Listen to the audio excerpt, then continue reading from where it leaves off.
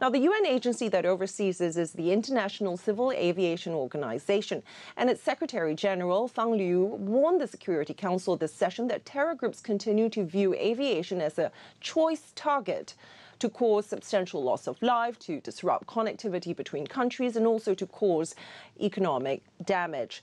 And despite successful countermeasures, there remains vulnerabilities and loopholes that terror groups continue to try to exploit. Among the key concerns are improvised explosive devices that can be sneaked into airports and onto aeroplanes, projectiles that can be fired at aircraft, like the shoulder-launched surface-to-air missiles, similar to those experts said caused the downing of Malaysian airline flight MH17 over Ukraine back in 2014.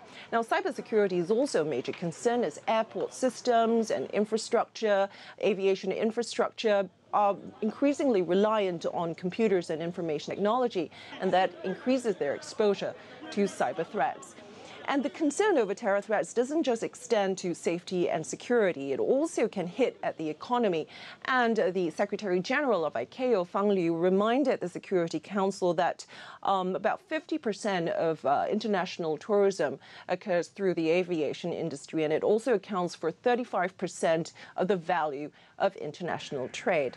Now, countermeasures are in place to address those concerns I mentioned earlier, but a lot of the focus in recent years have been on the air side, and ICAO and its partners are looking to address more intensely the threat on the land side. So airport security is a focal point. There are efforts underway to bring in law enforcement agencies, security forces and airport authorities, as well as airport vendors to work together to implement some of these countermeasures.